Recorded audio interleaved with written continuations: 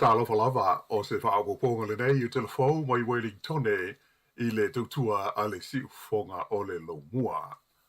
O le talamumua, ua whaalia le tamaita I palemia ia Jacinda Ardern, o le ata pena e le malo se teu ngā le tulafono, ina ia whaatanga ina o na palota I tangata ua atoa le se furuono tau sanga le mātua,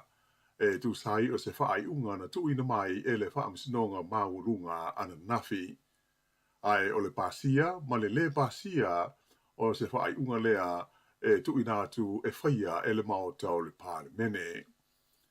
O le whaai unga e peo na tu ina mai e le whaamistonga maurunga I le songa fua, o lo whaalia manino ai, o le palota o tangata ua atoa le se furu walu tau sanga le mātua, e le o tāla whea ngai ma le tū la fono o mata opu tau a ia te tau o tangata, po o le Bill of Rights Act e pei o na lau si le fia ai.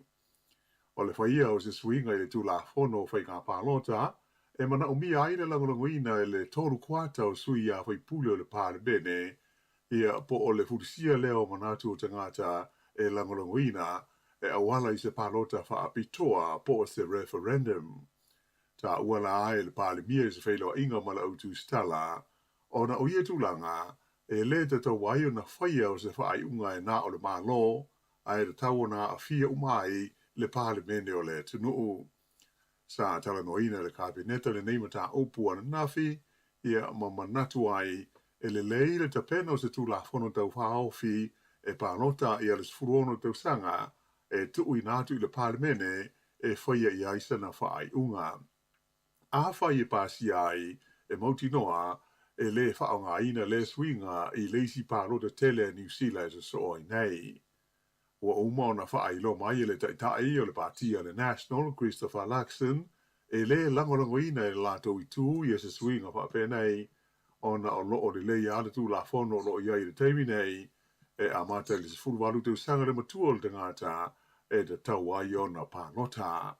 E whapena fo I le manatu o le patia le Act lato, e pei o na whaai mai le lato taitai ia David Seymour.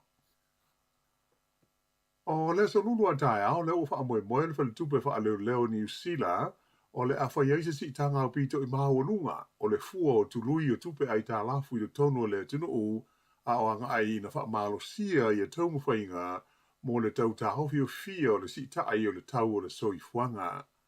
Wha ai roa mai e le awata mai wha abitoa I mea tau tupe ma le tamau ai ngai wha pēa, o le si tanga o lo fua ina le whale tupe tū le tonu, po le whale tupe wha leo le Reserve Bank o New Zealand, e fitus fulima I a tongi wha mai po basis points, mai o lona winga, o le a si tia atu ai I le wha te si 25% I a le fua o le OCR, I le si tanga whai u o le nei tau sanga. Whalia mai wha pēr o sa wha inga o pito I mawa e lea, o le a o I a le OCR, talu o na whaawaina mai le tau sanga e awhi se lau iwa, e a vea o se bea whai ngā ruenga e whaau ngā, I taimi whainga tā, o whaawhita uli tau tupe I le tonu o le tunuu. Whairo mai e Nick Taffley o le whaufutua si nia lea tau le tamau ainga le whale tupe o le ASB, e iai I le taltununga o le ato e si tia fo I le fua o tului tupe I le amatanga o le tausanga a sau. O tangata mātutua I le ai au pito I te leo New Zealand, o lo pito mo o mia se feso swani ona o le taunga tau le soifuanga. Mai o le to tele o la tau nei, o lo tele ina sulu whaiatu I no fuanga o lo mau mai ai, ia feso swani o me ai a wale tau singa ma sani. Whailo mai le whaatonu o le whaalapo tonga o le Age Concern I au kilani, le li o Kevin Lamb, e tusa o le vadu se furu pasene o wala a watu I le lato whaalapo tonga, e mai tangata mātutua. Na ia tā ua, o le to tele labo o tangata mātutua, lato te whaalia, ua matua whaale tonu, ma ua le lava le whaasoa, ona o le taunga tau le soifuanga ua iai le teimi nei. Pei taila, e fōlinga mai o le nei whaafita uli, e le na o au kilani, ai ua vea o se whaafita uli mo le atunu a toa. Sa lipo tia moi foi e le Age Concern I Wellington latou, ia le si tia o le wala awatu o tangata mātutua, ua le ngawhatia le tutongi whale o loo no whai, mai la tau te mana o mia service source wani. O le vai aso nei ua amatali ai se pol kalame fau o lo wha moe moe e mawhai o nā o ina le lei ai te moiti ina i ei loa no fe ausi i le vai atoa mo le sami. O le tau mwhainga o mafua, ona o le tūlanga māo ae o la whainga o tangata ua maari liu o na sa maari lemo i ni whaalabe lave na te tupu mai ni vai tafe a toa ai fo i mo le sami le tonu o New Zealand i le tau sanga le nei. O whaamataleina whapea o se tausanga au pito i matau tia le nei i le tono le se furu tausanga ua mo vai atu i whaalawela lave whape nei. O le amatari ai la le pol kalame le nei whaingoina o le Swim Safer New Zealand po le Swim Safer Week i le ia whai o na maua e ta maitia o ngā umalea vanoa e au hao ina ai le au i vaita ele po swimming pools ia maolatou loa e fo i mamala malama le lei i tulanga taulu saunga le mui vai a toa ai ma le sami. Whai loa mai le whaalampo tonga mo le saunga le mui vai ma le sami o New Zealand ia le water safety o poro kalame nei e au ngā tele e le ngata mo le whanau ai whaapea ai fo i mo tangata mā tutua o na ua i loa i whaamau o le iwa 15% o e mā le lemo o tangata mā tutua. O le vai aso no mawai atu nei, sa wha maui na i le tono New Zealand, ia lao wha inga e lua se furu wha afe, ma le ono se furu le valu o mai fau o le COVID se furu iwa, ai wha se furu la wha i o maliu, e au fi ai ma se taumai titi lalo ifo le se furu tau sanga le matua. O wha maunga nei le mtanga luenga le soi fua ma loina, e mo le vai aso lea na amata mai le so ngā fua se furu wha Novema, e o mai i le arsana te nei, lua se fulu o Novema.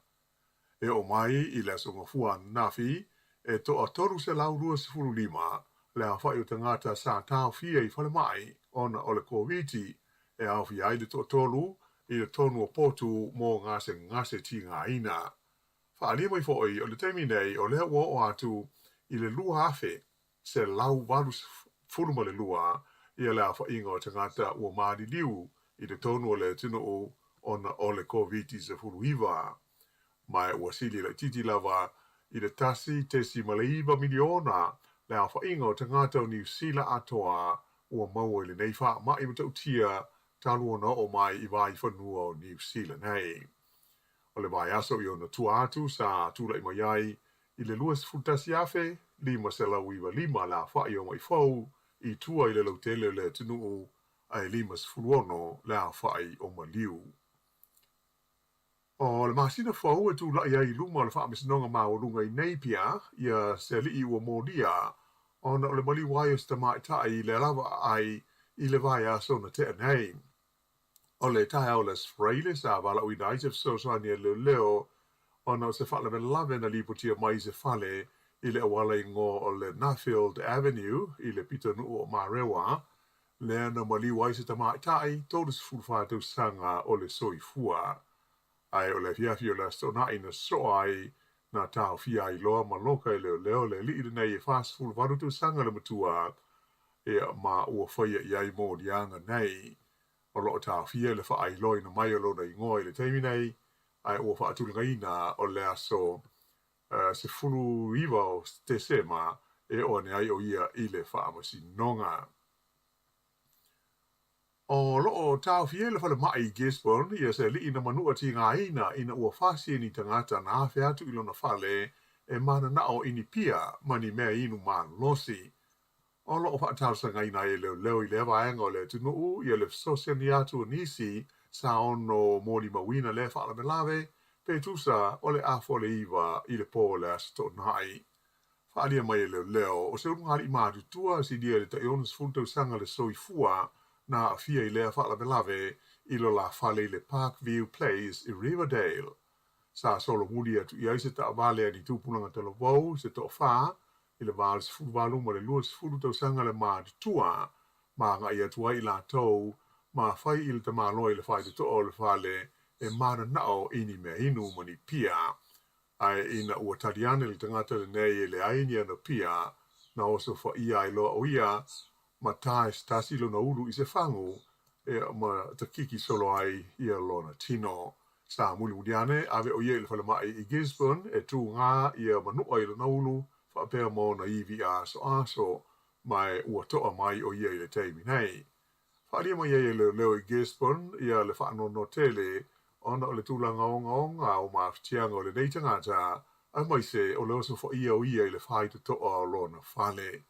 Ele ia fa ina lona to lua I le fa inga ai sa iai o ia I se tulanga fa pole ina mo le fefe I le mea na adia li mai. Ten tonu leo sa iai se tama ta ai e to tasi nao fi ai le fa inga nei e mai o lo o faya pe iai I su enga. O lo fa atala no ina le malo I le taimi nei le toi tu atu I tua o le aso e te tawai I tangata umai o na fale o lo fa au ngai mau te tongi ai I tangata ona o lato usita ia ingo le tula fono mo le soifua malolo ina le lei o fale. E ioe le malo o le fa le tonu o le fela ua inga o loa fa le vao malo mo le aio ni tangata whai ngā ruenga ona o le fa mai ko vitis fluiwa o mafu ai ona tuai ngā ruenga I le fa le lei o fale mo le to tele o tangata I ona fale po o landlords. E le ngata I company tu ma oti ma le au fai pisi nisi tua ai o fa pe fo yo na fa ina ai ma le malo I le fa fi tauli I le tele o fale o le malo o lo I lalo o le pulenga ma le tusinga ale matanga luenga o le kainga ora. O le tausanga lua aves fuiva na pasia ai le tula fono le nei mo fale ina ia soifua malolo ina le nei le healthy homes status ina ia mauti noa e fa malo sia le faia o mo sini e fa ma fana ai le tonu fale a to fo I mo isi vaenga au fi ai insulation ma le ventilation. O le aso mua I ulai o le tausanga fau lua afe luas fultolu e te tau ai I le kainga ora o na wha amalia ina uma vaenga o le tula fono. Taimi nei, o le onus fulwalu pasene o fale uma e onus ful lima afe o le malo o lo o le lei ba ua uma o na wha ato tonga ina I tulanga e pei o na mo mia wha le tula fono. Pei tai o lo wha awu pea ngā ruenga mo isi fale ina ia whai ona au sia la wha inga e on e varus fulfa pasene o fale uma o le malo. O leisi vaenga le nei o le tātou tala, o se mafui e malosi na a fia ele tu malo West Java I le tunu o Indonesia ananafi ua malili wa I le sidi atu se lau ono se fulu o tangata a o wha ngā solo ai ngā ruenga la vea ai I le sa idia o tangata ua masalomia le tanumia I lalo fale na malepe ma wha ale ngaina a o wha wau pea o na wha alongo ina le lulu o le ele. E lima tesi ma le ono le malosi o le nei mafui e na o ngā de tonu e le ma mao mai le nuu e ngoa o Sianer I atu maunga West Java pe tusa ma le fitus fu 5 kilomita I le tu I sautis sae o le longmua le tunu o Jakarta. O le nei tu malo Indonesia e na nofwai le awha inga e tusa ma le lua ma le afa miliona o tangata. Whaadia mai e le ko wana o le tu malo o Ritwan Kamel I lunga o le Instagram e se lau onus fulua la whai tangata ua maadiliu, ai tolu se lau ruas fuluono la whai o e na manunu ai I le mafui e le nei. Ta ua fo I le kovana, ona o le tele o fale ua malepe ma solo I lalo I le malosi o le mafui e, ua masalo mi ai, le ono maulunga atu la whai ingo tangata ua whano le soifua, ona o le nei wha alve lave wha ale natura, ai o lo wha awa pea ngā ruenga lave ai I le taimi nei. O le asos full tolu te sema, o le a whaiai I le palemene I Wellingtone, ia se sao ni ngā fia, e pati ai le manu malo le au le kapita mai tai e New Zealand, le Black Ferns, I le ipo le loro langi le lua vai aso taluai. Whailo mai le minstau ta longa, ia Grant Robertson, o le manu malo ai le Black Ferns, I le tamusango le ipo le loro langi le Eden Park, o stasi ale nei o taimi au pito taua, I mea tau tā alonga I tu tonu o New Zealand hei. Na ia tā ua o le sauninga I le moto le palemene, o le a tari malo whaatasi ai le malo, ma le pulenga o le ai o Wellingtone, whapea ma le uni le kapi a New Zealand. Mai o se amanua tā ua lea o le mamaro le tunu, e mawhai o na whailo e tuai tamai tai o le au le kapi a le Black Ferns. E tā alonga, tā ngā polo e tolu miliona, ma le kuata tolu ma le kuata miliona tā la, ia le tupe ua manu ai te mai tai tā polo New Zealand o Lydia Ko, ina ua siampini o ia le tauanga o tanga polo le LPGA i le ai o Florida i Amerika i le aso nafi. Whaalia mai e whapea o se tupe au pito i mawa e lea, ua manu ai se tangata tā polo i le vahenga o ta mai tai. E le ngata i le siampini o Lydia Ko i le tausanga, a ena manu ai foi o ia i le whailonga o le ta mai tai ta alo o le tausanga, mai alona whailonga tupe e 2 miliona tala Amerika, e tusa lea o le tolu ma le kuata miliona tala New Zealand. Tolu ni vaenga po ni tauanga te tele na manu ai Lydia Ko i le nei tausanga lua afe lua mai ua wha se fu tolu o no o ia i le toa se fulu o pito i lunga o tauanga uma sa ta alo ai. Whairo mai hopea o le tuwha ata singa o na tupe maua, mai i tauanga tanga polo sa ta alo ai le tausanga nei e siri atu ma le 7 miliona tā la. O le neita mai tai ua 2.5 tausanga o le soifua, mai o le 2.5 na mua i malo ai le whailonga le nei o le tamaita ai ta alo au pito le lei o le tausanga. Ea ma le Talofa iu, o se tamamatua sofa ia Neil Bauko au Kilani, o le urua i New Zealand lea ua ia maua mai ia se whaamurianga o le se lautu sanga o lona soifua mai lana mai estete le tupu o sa lesa le tolu. O le awina mai o whaamurianga mai le ai ngā tupu mo ta ngata e au lia lo lato se lautu sanga o le soifua o se tūlanga e masani ai. Sa whaatino ina e kuini Elisabeta le lua a soifua a le la ua tau aweina le tupu o sa lesa le tolu e pei o na tūla i mai nei. O le lini nei o Neil Bauk o Stasi e tele tausanga o auna i le fuawa alele le malo New Zealand sa muli ane a vea o ia ma fua whanua. O lana mautau ave o le fia lama a whaia te le mau o le fia o lona winga e se le mea le nai te whaia. O le whaiunga na o Talofa.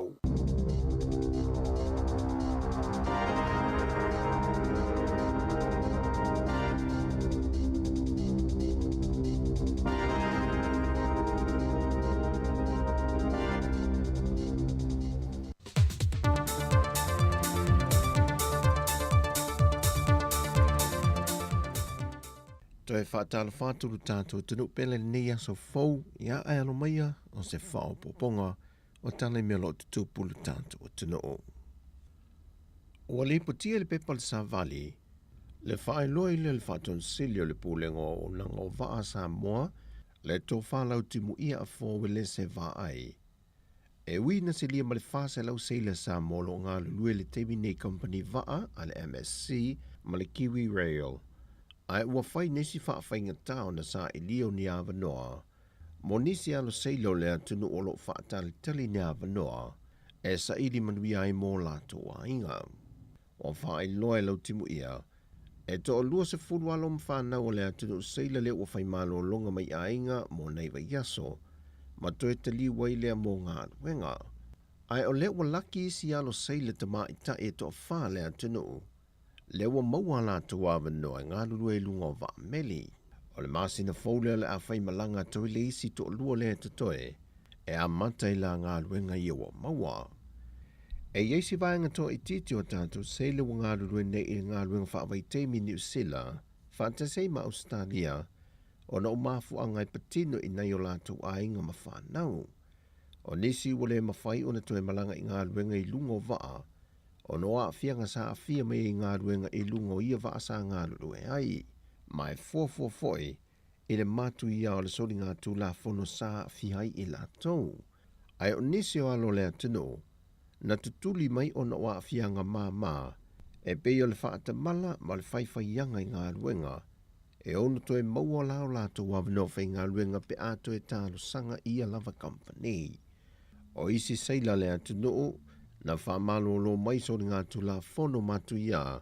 e peo le whao lima, so ona tango fio le awa malosi, ma whala au whaasai na maisi, mai mauti noa, ma ua mutai ma le awa noa mo i lantou. E fitu tesi ma le 5 miliona tā la le o whaamatu mai e whaltupe o tina e Asia, mo Samoa, E fesoasoani le se leni faasoasoa le atunu. E na ua palasi ma walalo mai le afianga o le COVID-19 furuiva. O ai ainga mo le whaamatu mai ai o le se leni mo Samoa. E fausia ni porkalame mo le tamau ainga o le atunu. E li liu ese mai ai porkalame sa faalu inai se leni. E pui pui ai le atunu o mai le whaamai o le COVID-19 furuiva. O ia porkalame o le a fausia. E te tau o nauna i ai whaalapo pitonga tu maoti. Mo le toi wha le leia leo le latu tupe wha soa soa lea na palasi. E se tū langa le lei ma wha a wawai pēr. O le vaenga mō leo se leni o wha amatu mai al whale tupe o ati na e Asia. O lo au mai ei mai ai ngai te tau na mulmulta ia e Samoa. Mō lona wha o ngā ina. O le whamana tuina o le sefolu ono aso o le te te atua i sa wanga alimtanga ruengo tina matama i tai a tina nu maanga fiso tai.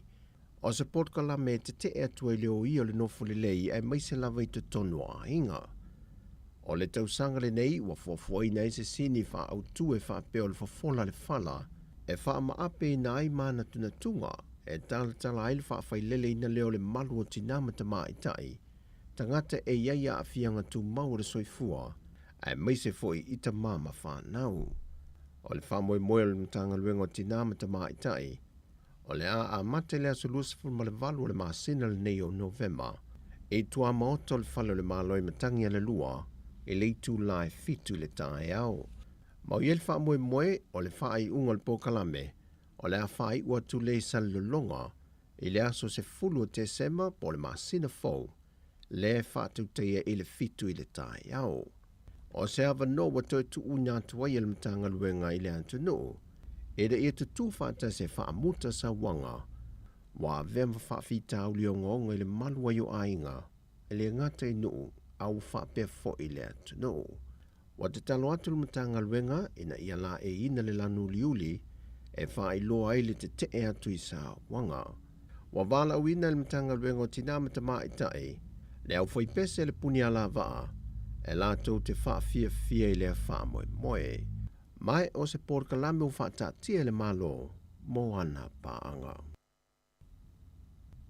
Na whapotopoto mtanga luenga o leo leo le silia ma le tolu se lau lima se fulo i lantou na whaatauto, mai lantou a sauni whaatauto. Ma whaia se maafutanga te talo ma whaatala noa vaenga mo le pui puinga. A o sauni malo le pui puinga o le saunga le mo le atunu. E le solo a taa vale tapo i ele alo whaiva o tama whanau o le atunu. E le ipo le larolangi i le lakapi liki. Whaalia le komisino mtanga luenga o leo leo a wapa aulongo i tino Filipo. Whaato a o leo le mtanga luenga i se tū langa sili atu o na mao popo.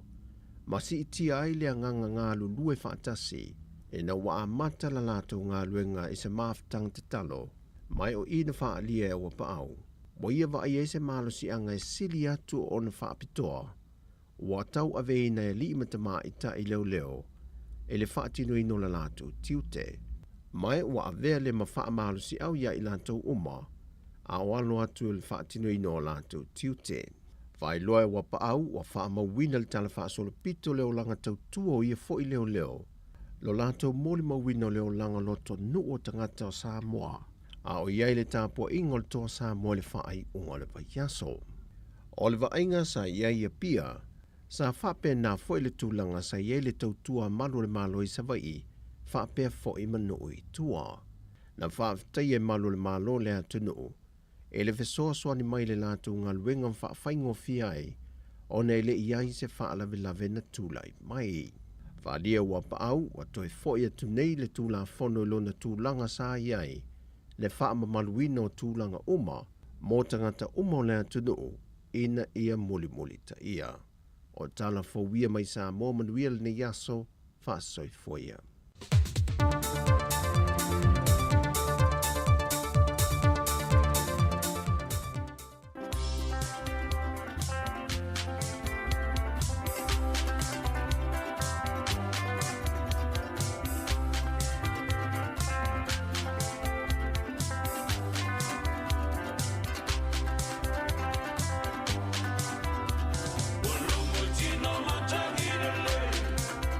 Talofa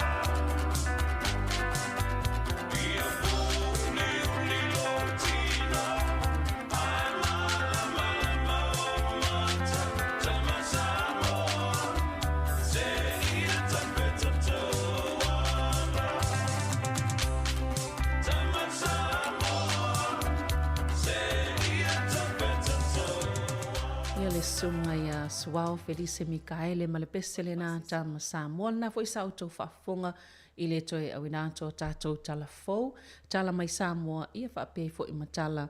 na saunia le sunga ia lawano ati lawa. Ia whaatase fo I ma le sunga ia ta sesa lam Sam. Mo le nei a solua, o le a solua sifululua le nei o Novema lua whelua Talofa lava. Ia le lei lava le saa ia ai whai mo mua le tau maftanga le tamama tina mātua. Leo lo o whaafongfonga mai mauta malawa. Toi whaatalo whaatu nei vaenga o le asol tātou tautua whaawau nei al si ufonga lau mua. Ilunga le tasi ono tesima le tasi wha mo whaapea ia tātou au nanga upenga ta whailangi Facebook o le YouTube. Ia mala tātou app pe o na masani ai astai tasi. Toi maul whaapoponga o talafou. I le taimi masani lava I le aso ataiao le itu lai valu, whape ma le itu lai iwa, ia ai maua I lunga le Facebook, ma le YouTube, ma le app I le itu lai tasi I le awa uli nei, pe a tāpunia tātou whaasalaunga I lunga o le tasi ono tesima le tasi whamo. Ma lo lava lo nasa I mai ngā luenga le taion le lase I pa ia mal nei taima le aso, ia talitono mau fo istau maftanga o walfa malo stino, ia maiso nei tamama tina mātua lo o whaafongfonga mai mauta, ia malawa, Talofa atu ia te utou mo I lata o malawa o lo o mafuta mai so o se vaenga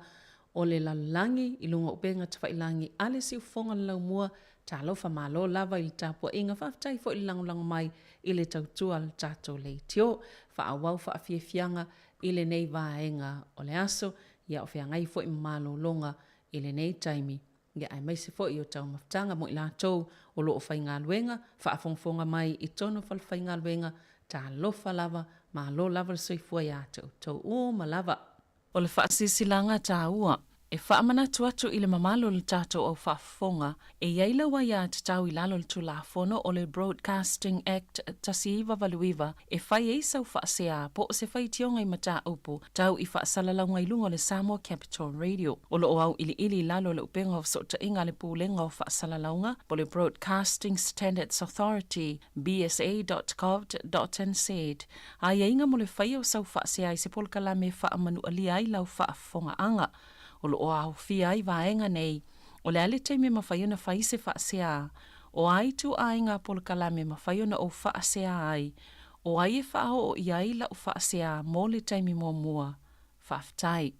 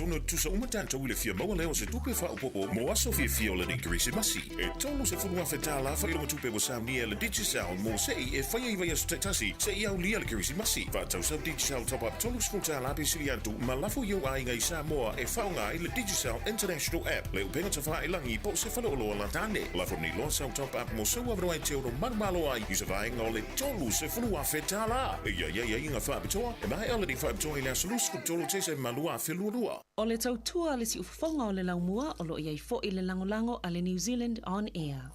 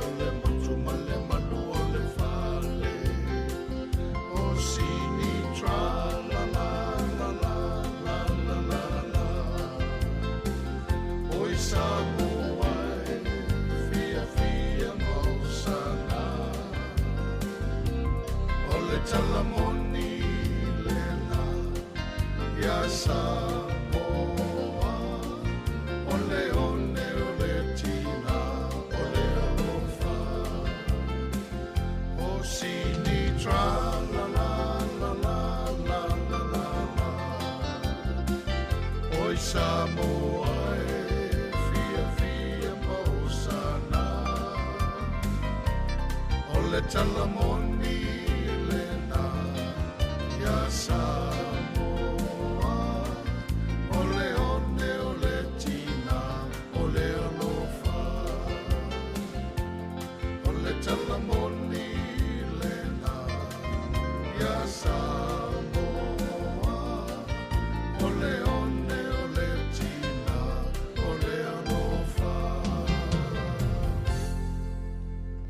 sina vaenga whaafifianga mo i tātou, ile nei fu i vaenga o le awauli, ia toi whaatalo whaati e la tōng whaio na mau mal tātou tautua nei aso. Ia o lewa wa ai atu pe o le taon leila, le sa tau nu oile tō Samoa i sini, lai wa le sini. Ia le fo i nisi o lo o whai Manchester singa e lunga tātou pe ngata whailangi, whaapea sa whaasala lawina tu sa o lunga TV9, ia po TV po le ala tai vai tono Australia. Ia mana ia tele wa ia tu fo inisi o ata anisi o ila to le malo le tunu o lo whaatu muli ai le malai wa alele le taimin tau no el toa Samoa pe o tau le o fia tona i tamal taimina ngā solo atu ai ia e oi ngā solo mai fafo ia ai esel to tele le mamalo le atunu mana ia le lango le ala ve fa le lango ale malu o le atunu o ila tatou awal toa Samoa. Ia tele lopo tau no le au Australia pen fa apel tum ia i o mamalu la tunu Australia e fa ilona la to lango fa felo ila to i po tatou ia sam leva va ia to sa to mom to tele e fa felo ia tatou pinisi liva ia tau no ile tai awan nei la ia malo fo ia la to Australia lo fa alia la lang fe pe ana fa pe lunga o kilani len tau no ia va ale ia o poloka atol mleva alele ia o le mfaini fe wa ini tolo pofa inga malanga va ia ai maloa lango le ala fa ali lango le malo le tatou tunu o ile to Samoa e se fo ile fia sa ye tatou lava yaso ye o mai nei va yaso ta fe pe ana siampini oi ia pe o sile fo ile ia ai malo lava o leva va yatu ia pe ona ta ua fo i Talofo le sunga ia la wano o fa atosina po kalame so soni nei fana witi e o ia le au ia ina ia fa ititia ile tu langa leo le to telo ila to e mali liu ile sami malvai le wanga ia tu i vai taimel to mafanfana to tele ya nga i ta elenga ia ma ta faonga o lo tam faila val puinga ia ile mamalu o le atunu ai mai se fo tatou tangata Pasifika ona o le saule le saile linga le fa pea e te tau fo i tangata mātua na o le au i le sami ma le vai ona o le iwa 5% i la tau ia mali liu pe mali lemo o tangata mātua al to tele lava i la tau ne ia mali liu o le itu pao ali i ai mai se lava i ali i Pasifika ma Maori o i la tau ia to tele lava tangata mali liu e mali lemo i le sami tantono o nisi o na ia nga i whai ngā whaiva ia a tonu fo i o le mafuanga lea ia ai pe le lei lava le loa manisi lava i o le tāpena pena le lei lava pe anga i le vai ma le sami ia o ni whaangotanga po ni whai ngā whaiva e selmana i le vai atu isi to i whai le lei ofu fo i e whaola pe ao i taimi e yeini whaafita uli e tula i mai i o lai lava tāpena ma vaenga ta itasi o ma whaapena ia pe o taimi nei o lo o whaamamalu i nai fo i le saunga le mo wow, le ua iei le matale swim safe a week, pol vai aso e whaatawa i nai ma whaamaluina ia le saunga le mo ia pe ao e ta ele pe au le sami ma le vai o isi fo ino whanga ia wale o to iei ni vaenga fo i e po i lātou e ngā lulu e pui le saunga le mo tangata i lunga o le sami ma le vai lona winga la ua whailawa i le tangata i alona ia pui nga malona saunga le mo e mai se ei whailo i lunga o matawhanga ia e te tau ona tātou mulmulta ia a ona i tai whaano no se si mana i alfifia le toa Samoa ia hau lava ke si masi tātou fia umal nei vai tau le mana i o ia ta longa ia ai whaawau tātou whaafifianga o lea ua toe 15 minute ia ona tā leo le to lai tasi nei fo ia wauli tasi whaamuta leo tātou tautua i lunga tasi ona tesimal tasi whaamo toi whaatalofa te atou malava lo mwhen mafuta mai lunga tasi ona tesimal tasi whaamo ai mai se fo i la tau ia o lo o mafuta mai lunga tātou Facebook i o le app whaapea ai ma le YouTube ma lo lava soifua mai ma penina pe o la tau ia le mo mai tātou reporti i malaiva lele i Australia a mui autou na sātou mon mawina ia mo tau vava ai atu fo i tamal toa Samoa o le au lea o whaoa ngau tangata nei vai tau ona o le laka pe liki. Whaafiafianga ele nei taimi o le aso.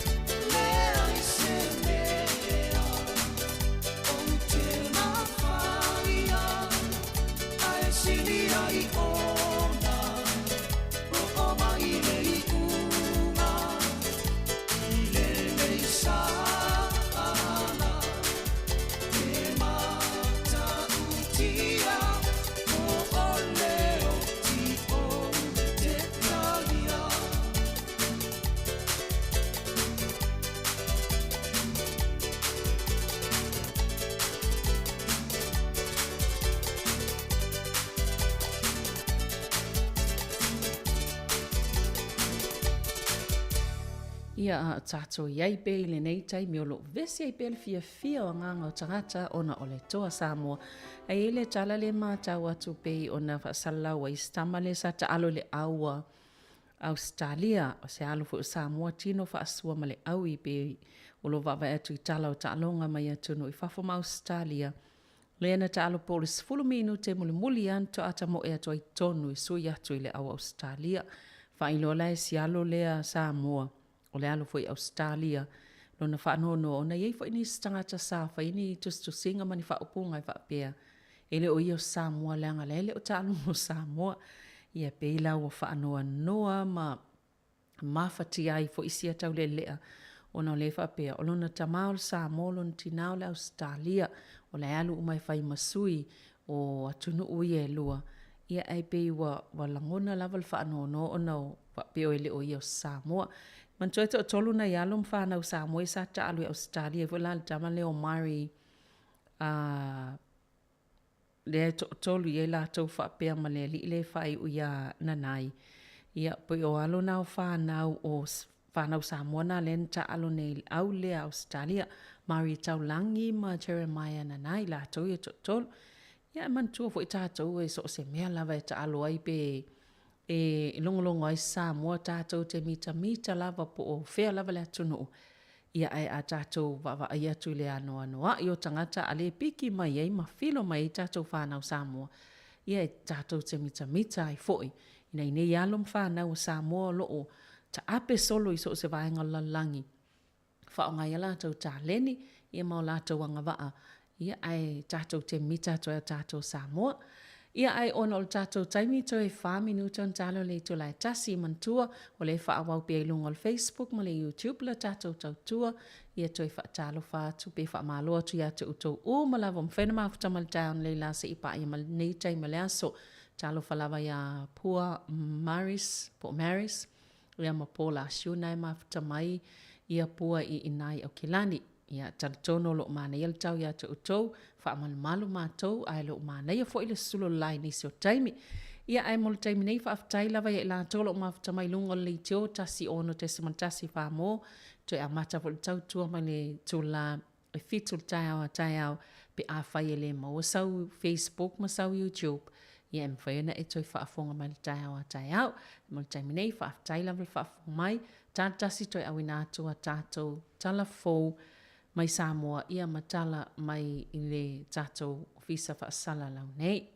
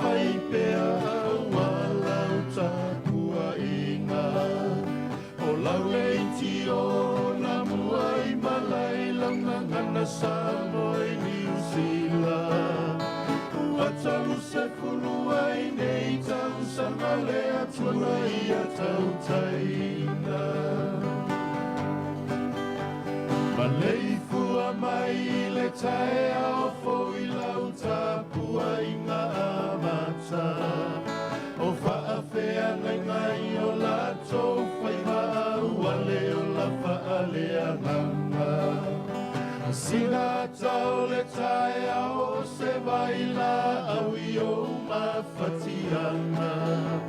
O nei telefonga tala mai Samoa lau tautua le whaailoa.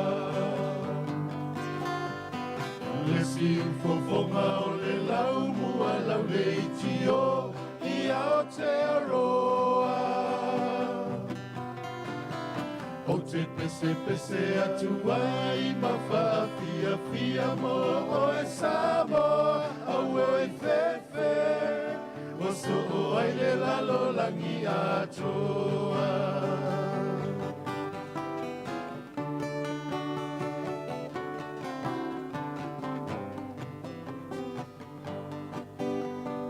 E mo mai le moli o le ava o se whaasoa molo uanganga. Ai whaamana tu mai pea molo soifua malolo ina. I pese pese mai o le tula fono ina ia taola sa o loto. Awe o tina masia na vala au ua au la ugina ilau. E alua so ai saua so i talalaua luna o le vai aso. Ai o nai a sia singa e talosia i o e tinga ina. Ai ole o la o a o ina o nai tukulanga whaataua ina. Le ape foe whaatini o la tafo langa ua i usa uni tau mawhainga. Le si ufofonga o le lau mua lau le tio i ao te aroa. O te pese pese atua i mawhaafia fia mo o e Samoa au e fefe. O so o ai le lalo lagi atoa.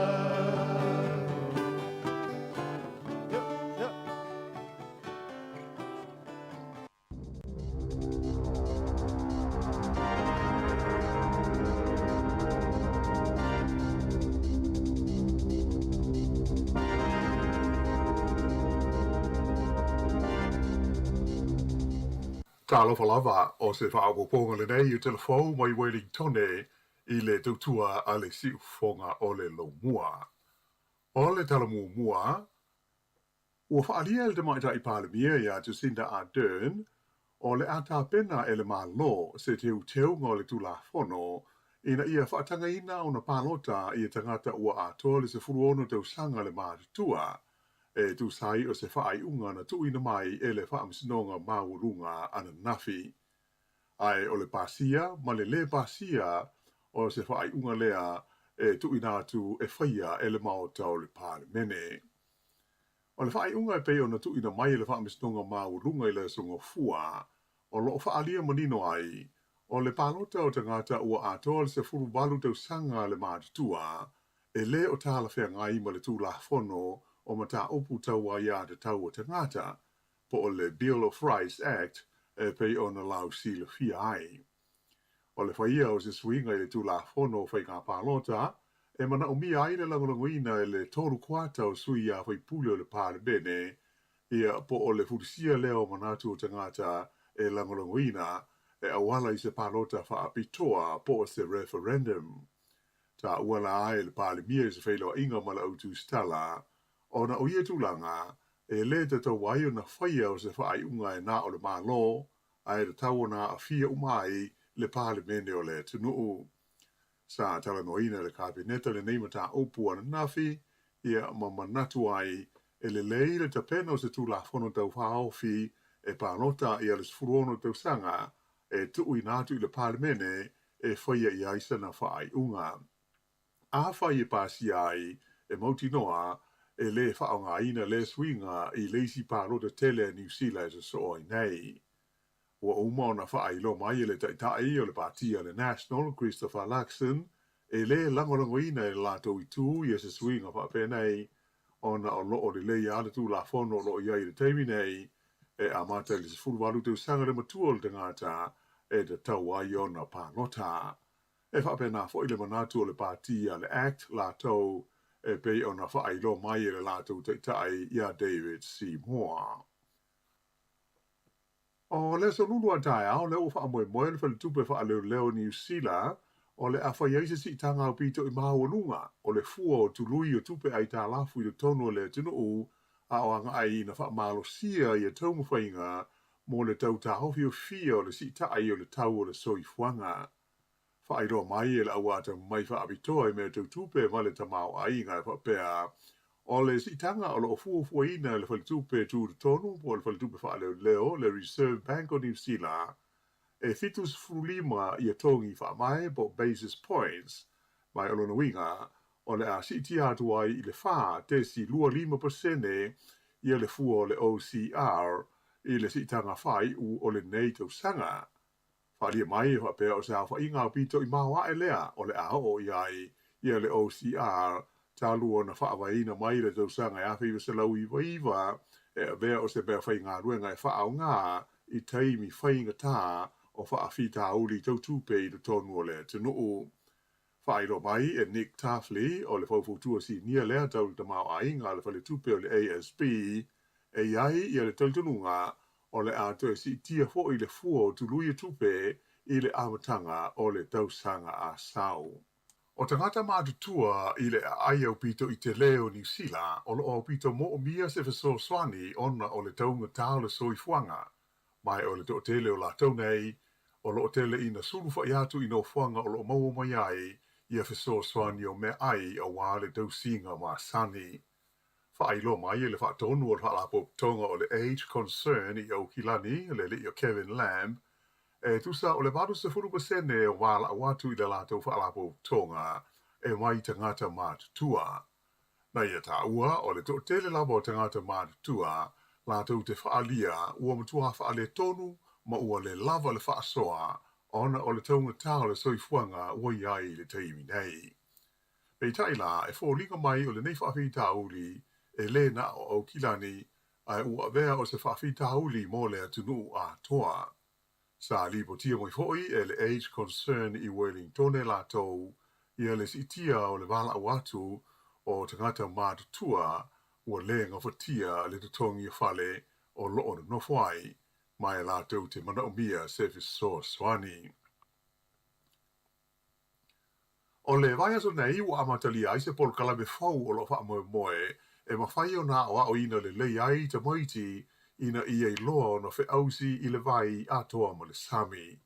O le atau mawhainga o mafua, ona o le tūlanga māwa e o la whainga o tangata ua maari liu o na sa maari lemo i ni whaalabe lave na te tupu mai ni vai tafe atoa ai fo i mo le sami i le tono New Zealand i le tausanga le nei. Ua whaamtaleina whapea o se tausanga au pito i matau tia le nei i le tono le se furu tausanga ua mawai atu i whaalabe lave whape nei. O le amatari ai la le pol kalame le nei whaingoina o le Swim Safer New Zealand po le Swim Safer Week ina ia whai o na maua e ta maitia o ngā umalea wanoa e awa o ina ai le au i vaita ele po swimming pools ia mau la tau loa e fo i mamala malama le lei i tulanga tau saunga le mui vai a toa ai ma le sami. Whailo mai le whaalapo tonga mo le saunga le mui vai ma le sami o New Zealand ia le water safety o polo kalame nei e au ngā tele e le ngata mō le whanau ai whaapea ai fo i mo tangata mātutua o na ua iloa i whaamaumaunga o le iwa 15% o e male lemo o tangata mātutua. O le vai aso no mawai atu nei sa whaamaui na i le tono New Zealand ia lau whainga e 2.5 afe ma le ono 2.8 o mai fau o le COVID-19 ai wha se fulu la whai o maliu e au fi ai ma se taumai titi lalo ifo le se fulu tau sanga le matua. O wha maunga nei le mtanga luenga le soifua malo loina e mo le vai aso lea na amata mai le so ngafua se fulu wha Novema e o mai i le arsana te nei lua se fulu o Novema. E o mai i le so ngafua nafi e to a toru se lau lua se fulu lima le a whai o tangata sa tau fia i whale mai ona o le COVID e au fi ai le tolu i le tonu o potu mō ngase ti ngā ina. Whaalia mai fōi o le teimi nei o lea ua o atu i le lua afe se lau walu furuma le lua i le a whainga o tangata ua maari liu i le tonu o le tino o le COVID se furu iwa. Mai ua sili le titi lava i le tasi te si maleiva miliona le a whainga o tangata o New Zealand atoa ua maua i le nei wha mai matau tia taluona o mai i vai whanua o New Zealand nei. O le vai aso i o na tua atu sa tula i mai ai i le luas futasi afe, lima se lau iwa lima la whai o mai fau i tua i le lautele le tunuu ai lima se fuluono la whai o maliu. O le masina fau e tu lai ai luma le wha misinonga maa o lunga i nei pia ia se li i ua mōlia ona o le mali wai o sta mai ta I le lava ai I le vai aso na te nei. O le tae au le sfraile sa wala ui nai se so ni le leo ona o se whala me lave na lipotia mai se whale I le awala I ngō o le Nuffield Avenue I le pita nuu o Marewa le ana mali wai se tamai tai tōru se fulwha tau sanga o le soifua. Ai o le fiafi o le stona I na so ai na tau fia I loa ma loka I leo le li nei e fast fulwha tau sanga le matua e ma ua whaia I ai mō dianga nei. O loo tau fia le wha ai loi na mai o lo na ingoa I le teimi nei ai ua wha atulungaina o le aso se fulu iwa o te sema e o ne ai o ia I le wha amasi nonga. O loo tau fie le whale mai Gisborne ia se li ina manua ti ngā ina ua whasi ni tangata na awhi atu ilo na whale e mana nao ini pia mani mea inu maa losi. O loo whaatau sa ngaina e leo I le waenga o le tunuu ia le sosia ni atu nisi sa ono mōli mawina le whaala me lawe pe tusa o le afo le iwa I le pō le asto nai. Whaalia mai e leo o se urungari maatu tua si dia le ta ionas funtau sanga le soifua na afia I lea whaala me lawe I lo la whale le Parkview Place I Riverdale. Sa solo muli atu I aise ta avale ni tūpunanga talo wau se to wha I le vāle se fulu walu ma le lua se fulu tau sanga le maatu tua ma nga I atua I la tau ma whai I le ta malo I le whai to o le whale e mana nao ini mea inu mani pia. Ai ina ua tariane le tangata le nei e le aini ana pia na oso wha ia I loa o ia ma tae stasi lo na ulu I se whangu e ma takiki solo ai ia lona tino. Sa muli mudiane ave o ia le whale mai I Gisborne e tū ngā ia manua I lo na ulu whaapea mo na iwi aso mai ua toa mai o ia I le teimi nei. Whaalia mai ia leo I Gisborne ia le whaanono tele ona o le tūlanga onga o maaftianga o le nei tangata a mai se o leo so wha ia o ia I le whai to toa o lona whale. Ele ia whaina lona to lua I leo se whainga ai sa iai o ia I se tūlanga wha apopole ina mo le whewhe I le mea na adia li mai. Ten tonu leo sa iai se tamai tae e to tasi nao fia I leo se whainga nei e mai o loo whaia pe iai I su enga. O loo whaatala no ina le maa loi le teimi nei le toi tua tu I tua o le aso e te tawai I tangata umai o na whale o loo whaau ngai maututongi ai I tangata ona o lato usita ia ingo le tula fono mo le soifua malolo ina le lei o whale. E ioe le malo o le whaale tonu o le whela ua inga o loa whaale wao malo mo le aio ni tangata whai ngā ruenga ona o le wha mai ko vitis fuluiwa o mafu ai ona tuai ngā ruenga I le whaale lei o whale mo le to tele o tangata I ona whale po o landlords. E le ngata I company tu ma o tima le au whai pisi nisi tua ai o whape fo o nā whaina ai ma le malo I lea whaafi tauli I le tele o whale o le malo o lo I lalo o le pulenga ma le tausinga a le matanga ruenga o le kainga ora. O le tausanga lua awes fuiva na pāsia ai le tūla whono le nei mo whale ina ia soifua malolo ina le nei, le Healthy Homes Status, ina ia mauti noa e wha malo sia le whaia o ma sini e wha maa whana ai le tonu o whale, a tau fo I moisi vaenga au fiai e insulation ma le ventilation.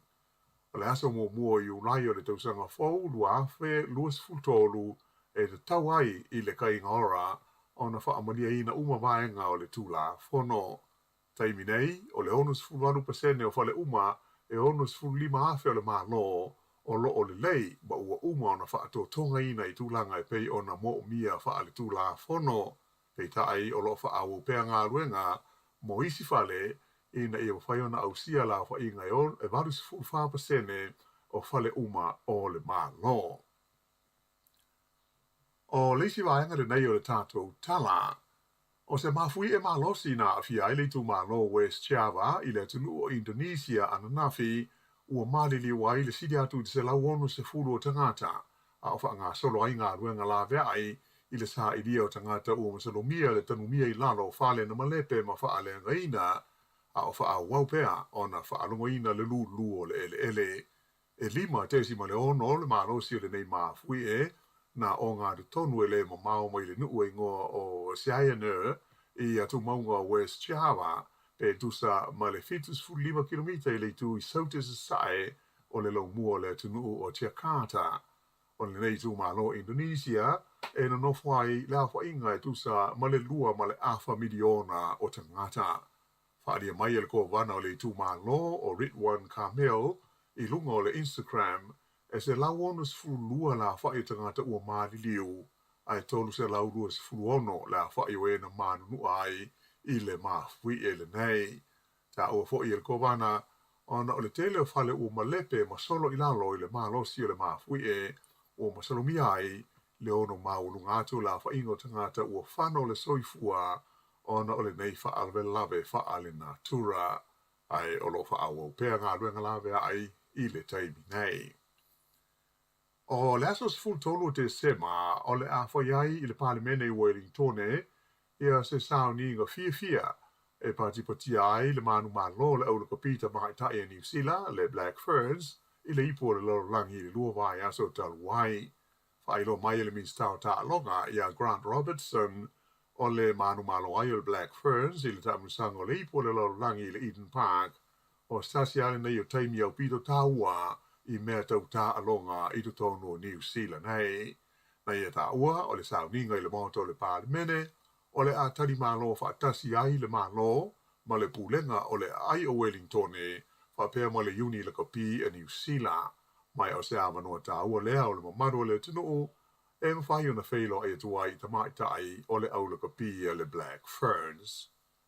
E ta alonga, ta ngā polo e tolu miliona, ma le kuata tolu ma le kuata miliona ta la, e le tupe ua manu malo ai tamai tai ta polo New Zealand o Lydia Ko, ina ua siampini o ia le tawanga o ta ngā polo a le LPGA, I le ai o Florida I Amerika I le aso nafi. Whaalia mai e whapea o se tupe au pito I mawa e lea, ua manu malo ai se tangata ta polo I le vahenga o tamai tai. Ele ngata I le siampini o Lydia Ko I le tausanga, a ena manu malo ai foi o ia I le whailonga o le tamai tai ta alo o le tausanga, mai alona whailonga tupe e 2 miliona tala Amerika, e tusa lea o le tolu ma le kuata miliona tala New Zealand. Tolu ni vaenga po ni tawanga te tele na manu malo ai Lydia Ko I le nei tausanga lua afe lus fulua, mai ua wha se fulu tolu o no o ia I le toa se fulu o pito I lunga, o ta wanga uma sa ta alo ai. Whairo mai hopea o le tuwha ata singa o na tupe maua, mai I ta wanga tanga polo sa ta alo ai le tausanga nei, e siri atu ma le 7 miliona ta la. O le neita mai tai ua luas fulima tausanga o le soifua, mai o le lua hafes fulima na mua I malo ai le whailonga le nei o le tamai ta ai ta alo au pito le lei o le tausanga. Ea ma le talafa iu, o se tamamatua so fa ia Neil Bauko au Kilani o le urua I New Zealand lea ua ia maua mai ia se whaamurianga o le se lautu sanga o lona soifua mai lana mai estete le tupu o sa lesa le toru. O le awina mai o whaamurianga mai le ai ngā tupu mo tangata e au lia lo lātou se lautu sanga o le soifua o se tūlanga e māsani ai. Sa whaatino ina e kuini Elisabeta le lua a soifua a le la ua tau aweina le tupu o sa lesa le tolu e pei o na tūla I mai nei. O le lini nei o Neil Bauk o Stasi e tele tausanga o auna I le fuawa alele le malo New Zealand sa muli muliane a vea o ia ma fua whanua. O lana mautau ave o le fia lama a whai e te le mau o le fia o lona winga e se le mea le nai te whaia. O le whai unga na o Talofo.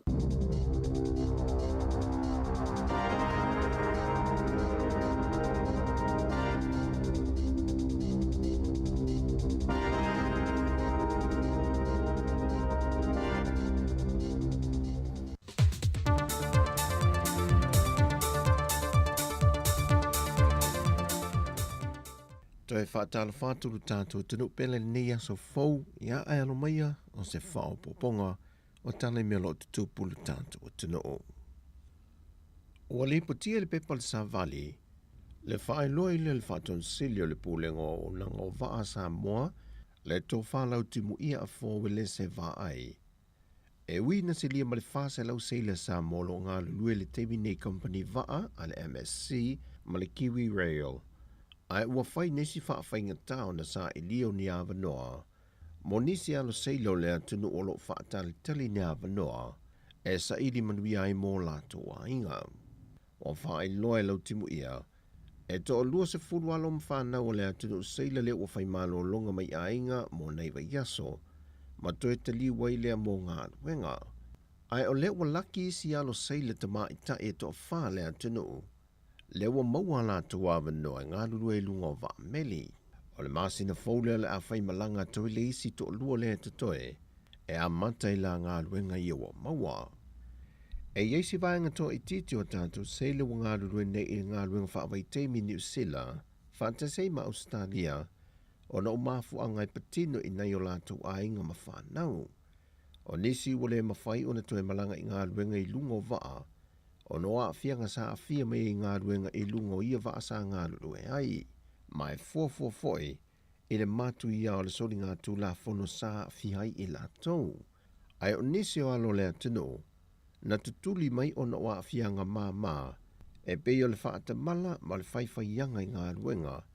e ono toe maua lao lato wawano whai ngā luenga pe ato e tālo sanga ia lava company. O isi seila lea tino, na whamalo lo mai soli ngā tū la fono matu ia, e pei o le whao lima, so ona tango fio le ava malosi, ma fuala au whaasai na maisi, mai mauti noa, ma ua mutai ma le ava noa mo I latou. E fitu tesi ma le 5 miliona tā la le o whaamatu mai e whalitupe o tina e Asia, mo Samoa, e visoasoani le se le ni whaasoasoa le atunu, e na ua palasi ma walalo mai le a fianga o COVID-19 furuiva, o ai ainga mo le whaamatu mai ai o le se le ni mo Samoa, e fausia ni porkalame mo le tamau a ingo le atunu, e li liu ese mai ai porkalame sa whaalu I nai se le ni, e pui ai le atunu o mai le whaamai o COVID-19 furuiva. O ia porkalame o le a fausia, e te tau o nauna I ai whaalapo pitonga tū maoti, mo le toi whaale leia leo le latu tupe whaasoa soa lea na palasi, e se tū langa le lei ma whaa wawai pēr. O le vaenga mō le se leni ua whaamatu mai al whalitupe o atina e Asia, o lo au mai ai mai ai ngai te tau na mulmulta ia e Samoa, mō lona whao ngā ina. O le whamana tuina o le sefulu ono aso o le te te atua I sa wanga alimtanga ruengo tina mata mai tai a tina o nuu maanga fiso tai, o se portkala me te te atua I leo I o le nofuli lei ai mai se lava I te tonu a inga. O le tausanga le nei ua fuafua ina I se sini wha au tu e wha peo le fafola le fala, e wha ma ape ina ai mana tunatunga, e tala ai le wha whailele ina leo le malu o tina mata mai tai, tangata e iaia a fianga tu mau le soifua, ai mai se foi ita mama whanau. O le whamoe moe le mtanga luengo tina mata mai tai, o le a mate lea sulusifu ma le valu o le maasina le nei o November, e tua maoto le whalo le maloi matangia le lua, e le tu lai fitu le tae au. Mau i le whamoe moe o le whaai unga le pokalame, o le a whaai ua tu le sal le longa, e le aso se fulu o te sema po le maasina fau, le whaatu teia i le fitu I le tae au. O se ava no wa toi tu unya tuai il mtanga luenga I le antu no, e da ia tu whaata se whaamuta sa wanga, wa vema whaafita au leo ngonga I le malua yo ainga, e le ngata I no, au whaapea fo I le antu no. Wa te talo atu le mtanga luenga, ina ia la e ina le lanu liuli, e wha loa ai le te te atu I sa wanga. Wa wala au ina le mtanga luenga o tinamata mai tai, le au fai pese le puni ala waa, e lātou te whaafia I lea whaamoe moe. Mai o se porkalame o whaatatia le malo, mo ana paanga. Na whapotopoto mtanga luenga o leo le silia ma le tolu se lau 5 se fulu I lātou na whaatauto, mai lātou a sauni e whaatauto. Ma whaia se mawhatanga te talo ma whaatala noa vaenga mo le pui puinga. A o sauni malo le pui puinga o le saunga le mo le atuno. E le solo ta vale tapo I ele alo whaiva o tama whanau o le atuno, e le ipo le lalolangi I le lakapi liki. Whaalia le komisino o mtanga luenga o leo a wapa aulongo I tino Filipo. Whaato a o leo le mtanga luenga I se tū langa sili atu o na maho popo. Ma si iti ai le nganga ngā lulue whaatasi, e na waa mata la lato ngā luenga i se maafutanga te talo, mai o ina wha alia e ua paau. Mo ia wa ai se malo si anga e sili atu o na wha apitoa, ua tau ave ina e li matama i ta i leo, e le wha tino ino la lato tiute. Mai ua avea le ma wha malo si au ia i lato uma, a walo atu le wha tino ino lato tiute. Vai loe ua paau, ua wha mawina le tala wha solo pito leo langa tautua o ia fo i leo. Lo lato moli mawina leo langa loto nuo tangata o Samoa, a o iai le tāpua ingo le toa Samoa le whaai unga le vaiaso. O le vainga sa iai ia pia, sa whape na fo i le tūlanga sa iai le tautua malu le malo i sa vai, whape fo i manu i tua. Na whaaftai e malu le malo le atunu, e le fesoa soani mai le lato ngā luenga whaafaingo fiai, o nei le iai se whaalawe lave na tūlai mai. Whalia ua paau, wa toi foia tu nei le tūla whono lona tūlanga sa iai, le whaama maluina o tūlanga uma, mō tangata uma o lea tunu, ina ia muli ta ia. O tala fowia mai sa mō manuia le ne yaso, whaasoi foia.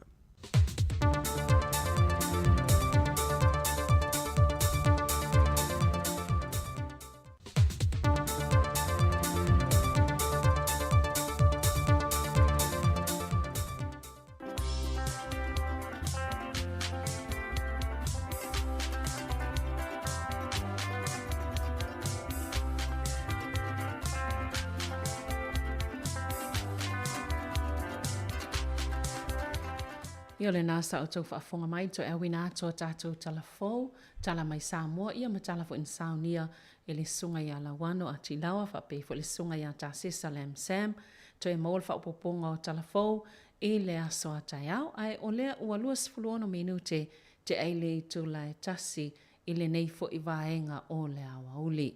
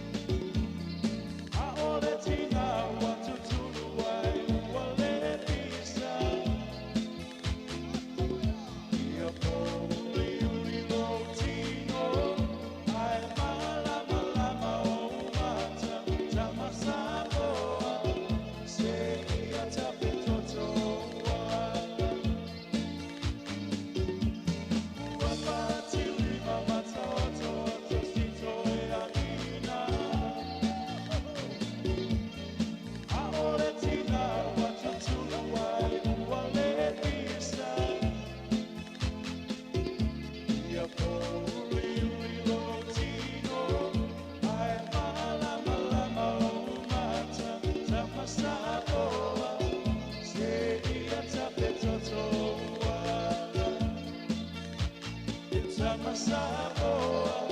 se ia tape totoa.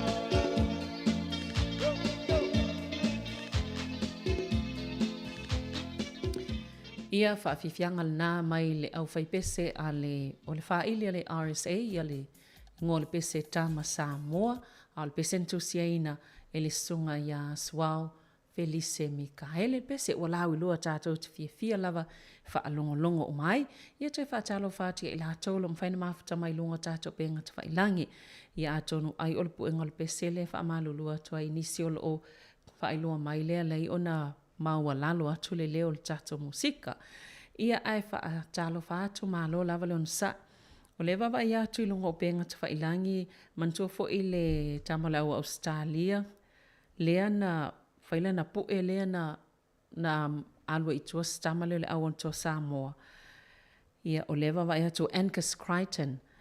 O nei lea wawa ia atu ai o lea ua maulo na wanoa. Pe o le o maulo na wanoa e toe apili ai pe a foi e alo e finau e finau lana sala le fa sala i o ia le fa pe o le grade B ia grade B le malosi ma le tūlanga tūngao lana pu elena na fa yesi alo le o le awa Samoa a fa pe la le la a maulo na taimi wa tu ia le vano e mawhaio na alo e finau ia lana fa salanga lea awa o le fa pe e faise fa i unga no winga pe te ua lua ni ta alo ngai e whaasala i le mwhain ta alo no winga la whaapea e whaasala e le mawhaio na ta alo wa ta alo le aulea le roosters i tono la kapi liki tono Australia a whaapea la e te ua whaasala mo ta alo ngai lua le mwhain ta alo mo le ta msanga lea i le lua whelua tolu no winga e misi le vaenga mo mua po le vae mo le ta msanga ia ila lato ta alo le amata i le solima o mati ia le lai whaatalitali ia pe te i ua pe te i ua mwhaiona manuiala na tau mwhainga i whina wa ile mwhaiona wala walfa salanga len whailunga le malai le na tuli ai tua. Le pesa i fo ile le fia o le whaia onga le toa Samoa ile mama o le whaasalanga tu ia ai tu ngā ia le ngai o inga fo ile taman whai ai sa whailan whaato esenga le li leo Angus Crichton sa whaato ese i sialo leo Samoa le na whaina ila na pue. Whaato ese fo ile ai ngau stamal whaato ese fo i tangata Samoa ile whaapea na whaia malona loto i eila na pue o na ua paula wal whtau i lona li watu ia ai o atu malipu e a Tama Samoa lea ia ai se tato wa ai pola altulanga o iele whaasalanga le li ilea ia pe whaasala i talonga i lua momua ia pe toe pe le ale whaasala ina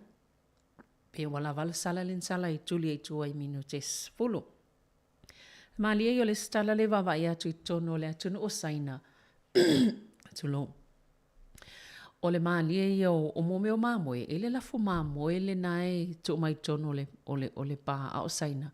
whapea ua toi titi a to le lua vai aso e sa vavali whaata amilo milo mamoe e le malo lo ua e so sfululua so nena whaali mai le ata e sa vavali mamoe whaata amilo milo e sa vavali fo ile le lio le ai mase malo lo o la e tau va ai atu ia ila to fo i popoto ia matau pol me o mamoe pe mo se mai fo ile sa vali fa milo pol me pa o mamoe wa afa pe se tulang fa pena pe lua so sa vali fa pe la mamoe pa la sila lo wa mamate wa ile se malo se lua va so sa vali fa pe la va to tali e si va pe ia si va ile ia mastasi wa lua pol alma fo anga Wala yon sa vali fa pela ili se se alo ta ima moe fa sa vali fa ta milo. Ia tono le atato va ia tfo ilungon talafo po na nei ia po o nei fo iwa yaso. Se tato lo po lan ma fo anga o fa pia ima moe ia ai po o fia o ma moe o tono saina le ia le ol Pasifika fo ia tono saina le ia ima moe ia. Toi lua sfutol minuti tale i tu lai lua ia tafo lua fa mutal tato tautua fa talo fatu ia sina leo tapsoa lilo maiava Vito Akemo ia mailato umalam fayona mafta mail tato tautua nei vaenga le aso malo alon saito i titi fo i umal nei vayaso ia umal nei aso fa so solo fo ila umal masina ia mai sala vai lato o mafta mai i tono le United States of America wa pil vaso nei o tau aso whaaftai vo ilea le tau ai le manu la po a vo ilea ea ai mana i o Amerika i vo ila tau aso whaaftai whaaptoa lea a lea tunu atua ia lea ua pe o lama lama whaai o i vo tau sanga ia whaafifianga mo nei taimo le aso ma lo lava le maafta mai.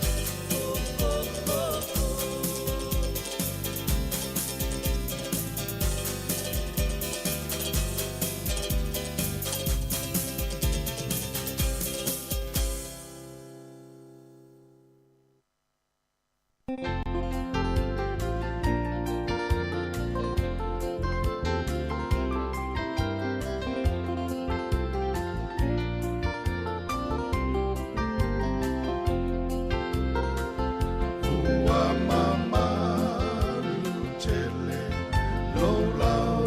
ele ele, ua fio ai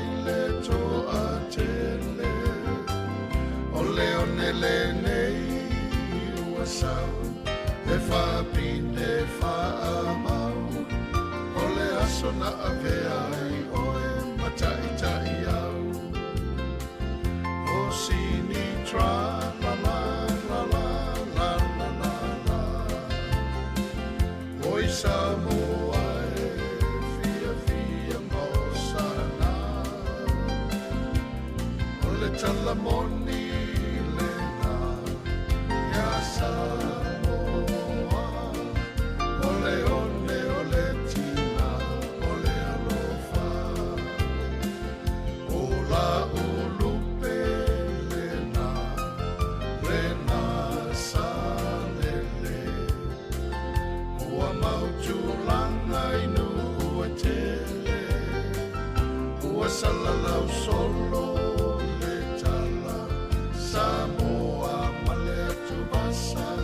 Ola utama oe na fafanga. Hey, hey, hey, hey, yeah.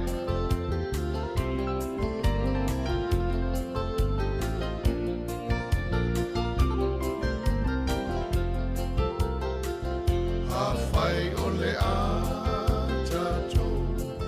tatou tape ape. Ia matawhini ngase ngase. Ia mamau ni mala. Whatawhea awane ia whe. Langi mai na whatui ole motu male malu ole whale. O sini tra la la la la la la la la. Oi Samoa e fia fia mausana. Ole talamoni lena ya Samoa. Ole one ole tina ole alofa. O sini tra la la la la la la la la. Oi Samoa e fia fia mausana. Ole talamoni lena ya Samoa. Ole one ole tina ole alofa. Ole talamoni lena ya Samoa. Ole one ole tina ole alofa. Nisi nao whaafiafianga nei vaenga o le au auli. O le wawa Yesu sa i eise fono fo ilea po se whailo i ngā tustala ia male lakapia Samoa i le tae awana leila. O nei eile o le o filifili le awala moana Pasifika i le taamrisanga fo ilea o le Super Rugby ia po le lakapi Super i tono New Zealand ma Australia. Nei il tatou aule al moana Pasifika le fili mai tama Samoa, Tonga, Fiti o i lava nisi le leili ta alo lakpi i tono Pasifika. Ai e eila le tama i to tasi le wapiki sa o mai ai au i Samoa le pe sa fai se fono a to stala ia male lakapi iuni, pole iuni lakapi a Samoa. O le liila le o Miracle fai i langi. E luas ful tolu tau sangalo na matua.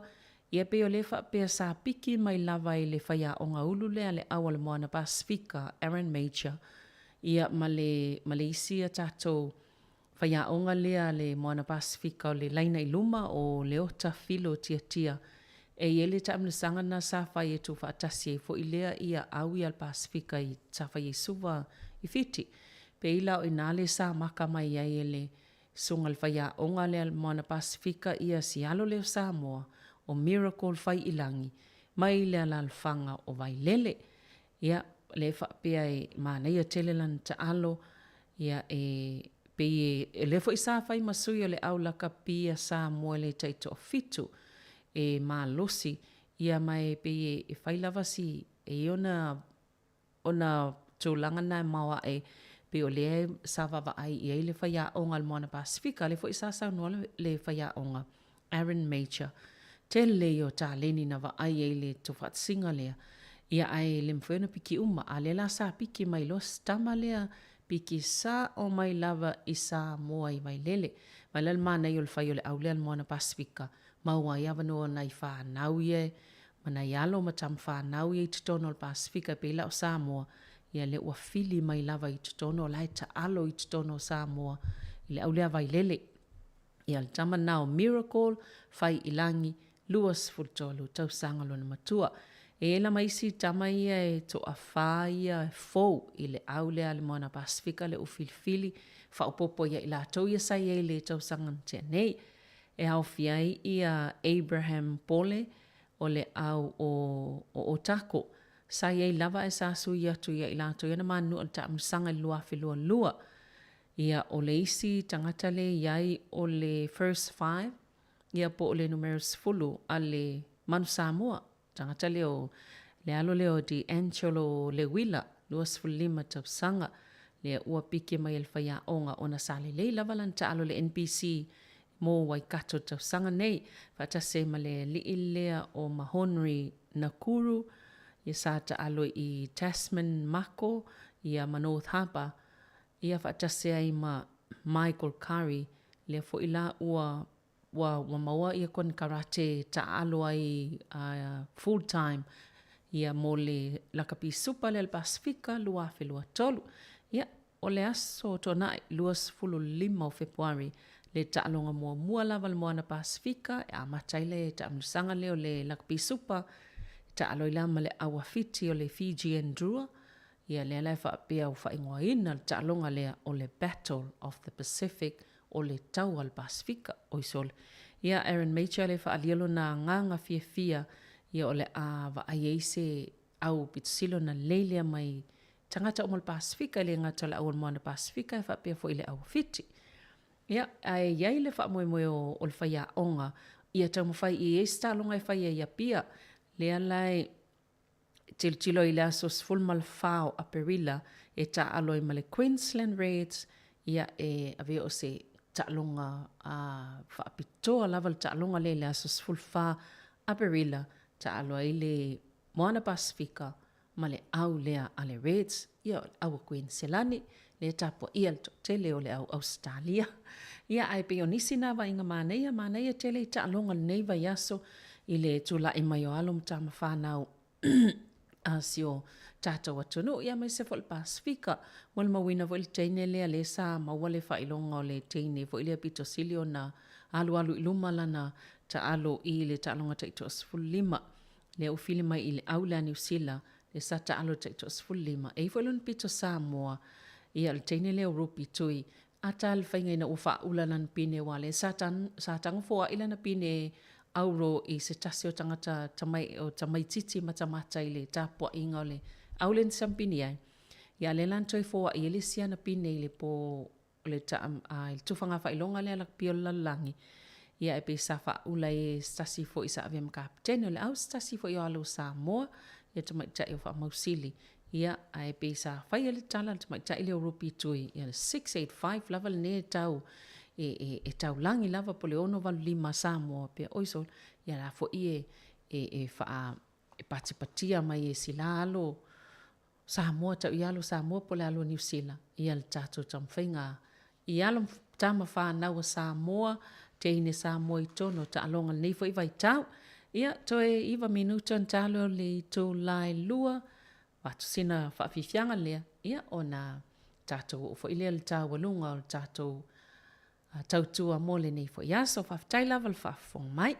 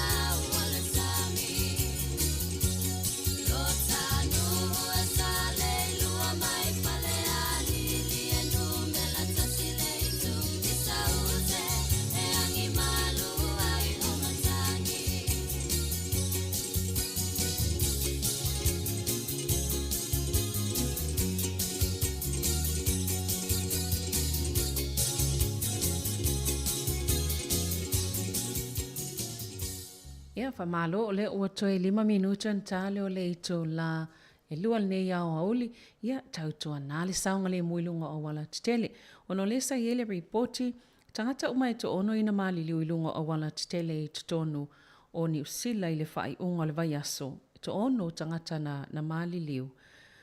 O whaalawalawe uma sa le tatau lava na tutupu pe ona whaalia leo. Ia lea e whaalia pe o le ai oinga po le tawanau lea leo le mamalo le tunu ua maiso au taawale tau tu le i lalo le sao taawale. Ia mafua le alo le taawale i le tūlanga lo iai le tala le tau, whai e te munga ma se e le awala, ia e le leo le tau sisi i nā tūlanga whapena. Ono o tangata i e to ono, le na la vivea i ni whaalawalawe tau taawale. Ia o lea la sa iei fo ia se taawale nen tau i maselo le State Highway 1 i whangarei, pi le polite o le whai le fiafio la stona, ai po le ono i le fiafi, ia na whetau i se wilaafi, ia ma se pasi i mauku, e tafa o puke kohe, ia lea na mali waile ave le tangata lenti te atu le wilaafi. Ia e fo i stasi tangata na maliu, ma i tangata e to o whana manu e se tawi ni taawale na whetaui, i le State Highway 1 i taupo, i le te alawa leiva i le pola stona, i luna wingo la stona, i lava le sa tupu mai nei whaalawalawe, o lo nau lava le mtanga le wingo leo, ina ia maua pea le saunga le muilunga o wheo inga i ala titele, ia peo nei vaenga na o lo au mai le mtanga le winga, mai se lo tatoanga i atu, tele fo i a tangata ua, a mata fo ina whai malolonga, ina ia umil taimi malolo e mai taimi, o ke wisimasi mal tau sangfou, ia al fautuanga maasani lava lea pe fo whaafonga i foi, i le sunga ia whaamaulalo, su apetelo sangato i pol kalame, almatanga luenga leo tato leitio, o le saunga le mula vailunga a wala titele, a wal tu lielo sa opea vai atul whaalawalawe leo le atupu, ia ai lava le whautautanga, le lei i le ave taawale, ina ia awane i tupu nei whaalawalawe. 2 minuta ntale o lua, whaaftai tele le mamalo lau whaafonga, o lo mwhawna maaftamai so o se vaenga lalangi la tau lava sa maaftamai i lunga tātou penga ta whailangi, i le nei aso toi whaawau fo le tātou tautua, i le tai au i le itu lai fitu, ai mo le taimu nei, ia wha mangalo mai fo i se sasi o le tautua le nei aso, ai manuia ngaluenga o tutoi o le nei aso, ia tātou whailua. I le tai au, ia wha soifua ia le mamalu le au whaafonga.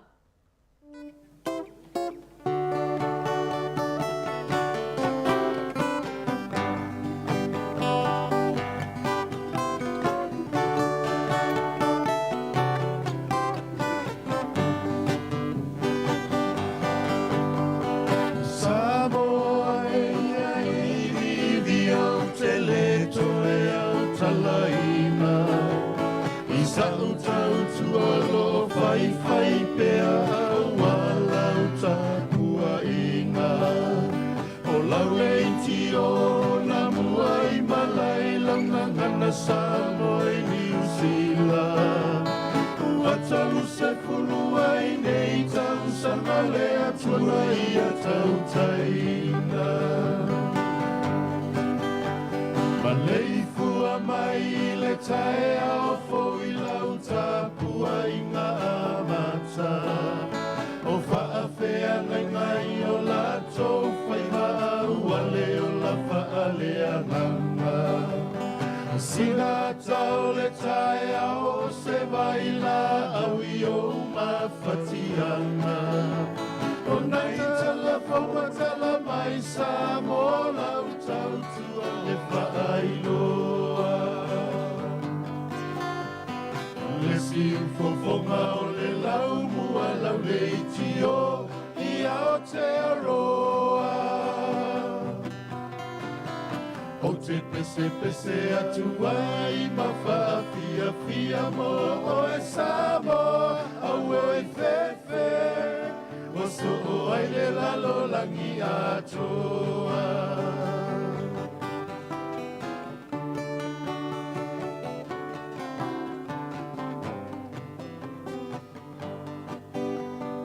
E mo mai le moli o le ava o se whaasoa molo uangana.